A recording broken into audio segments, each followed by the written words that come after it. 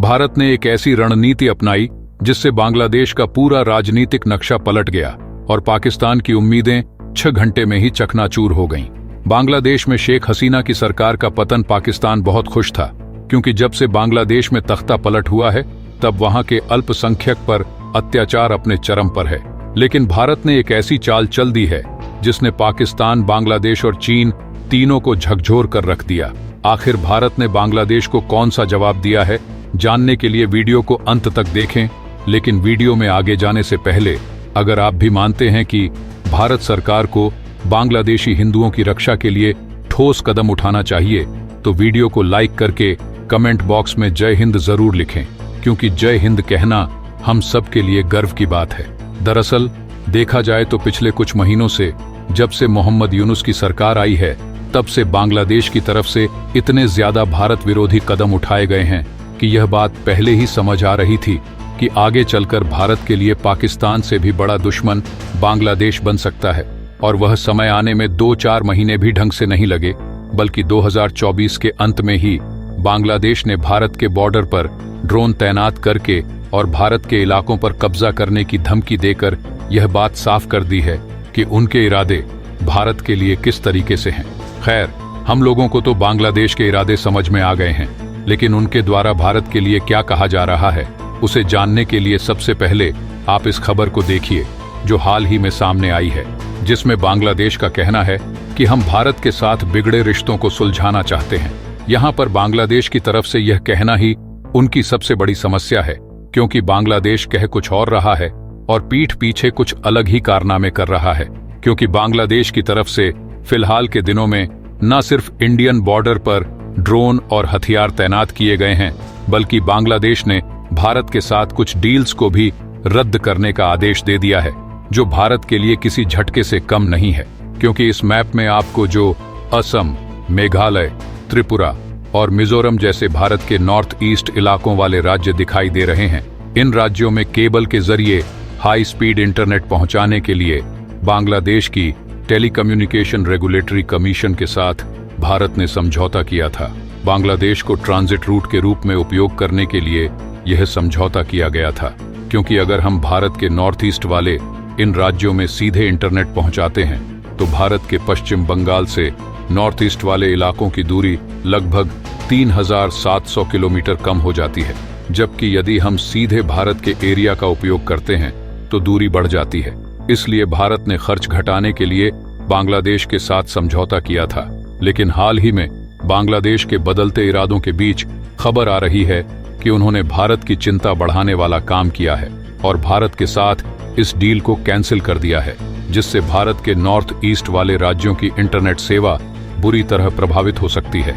कहने का मतलब यह है कि बांग्लादेश के सारे कारनामे तो भारत के साथ बिगड़ते रिश्तों के समय आग में घी डालने वाले हैं, लेकिन सामने से मोहम्मद यूनुस का कहना है कि हम भारत के साथ बिगड़े रिश्तों को सुलझाना चाहते हैं। तो ऐसे में बांग्लादेश को सबक सिखाने के लिए सीधे नहीं बल्कि तिरछे रास्ते का इस्तेमाल करना होगा, जो कि बांग्लादेश को अंदर ही अंदर खोखला कर दे। इसलिए भारत सामने से तो बांग्लादेश के खिलाफ अपनी सिक्योरिटी टाइट कर रहा है और अपनी सेना को भी एक्टिव कर चुका है, ताकि उनके हर एक कदम पर नजर रखी जाए, लेकिन अंदर ही अंदर बांग्लादेश को खोखला करके उन्हें पूरी तरह से गिराने का प्लान भी भारत ने बना लिया है। और आप देख सकते हैं कि इस प्लान का नाम है 365, जो कि भारत की तरफ से लागू किया गया एक मास्टर स्ट्रोक है, जो बांग्लादेश में भूचाल ला सकता है। इसके बाद बांग्लादेश के पास घुटनों पर झुकने के अलावा और कोई भी ऑप्शन नहीं बचेगा।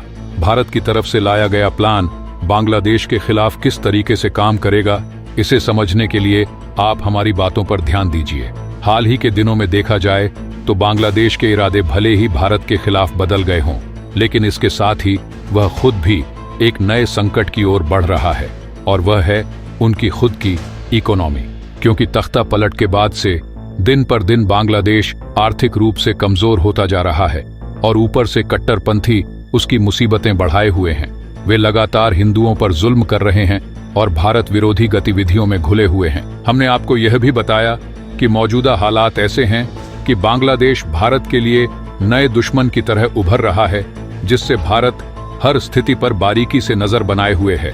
जहां इनकी हरकतों को काउंटर करने के लिए हाल ही में भारत ने प्लान 365 की घोषणा की है।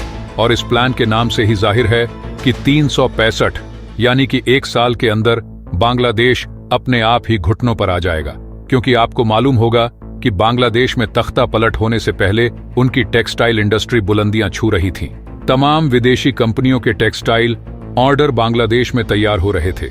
यहां तक कि चीन के बाद बांग्लादेश दुनिया का सबसे बड़ा कपड़ा एक्सपोर्टर था। लेकिन तख्ता पलट के बाद मोहम्मद यूनुस की सरकार आई, जिसके नतीजतन इनकी पूरी टेक्सटाइल इंडस्ट्री चौपट हो गई और उनके देश का रोजगार भी इन्हीं टेक्सटाइल इंडस्ट्री पर टिका हुआ था।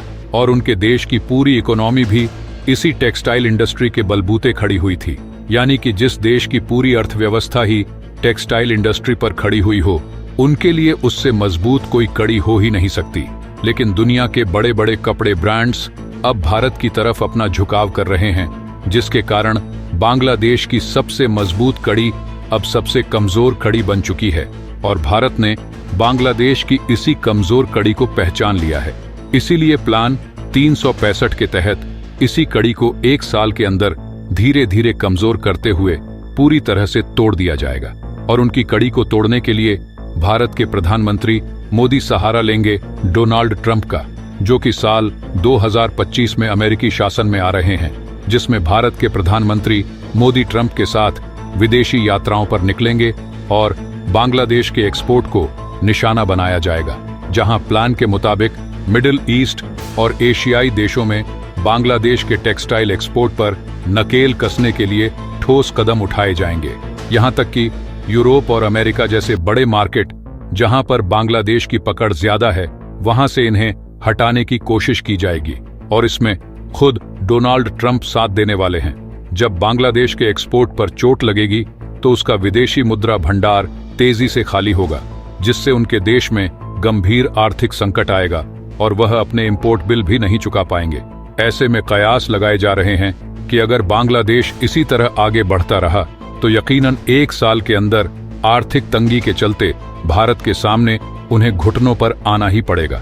क्योंकि भारत ही एक ऐसा देश होगा जो उन्हें फिर से पैर पर खड़ा कर सकता है। फिलहाल आप लोगों को क्या लगता है कि भारत का प्लान 365 कामयाब साबित होगा या नहीं, या इससे भी कठोर कदम उठाने चाहिए? अपनी राय का कमेंट में जरूर बताएं और इस वीडियो को एक लाइक करके अपने दोस्तों तक शेयर जरूर करें, ताकि उन्हें भी जानकारी मिल सके। इसी तरह और भी नॉलेजेबल वीडियो देखने के लिए चैनल को सब्सक्राइब करके बेल आइकन को ऑल पर जरूर सेलेक्ट करें। जय हिंद, जय भारत।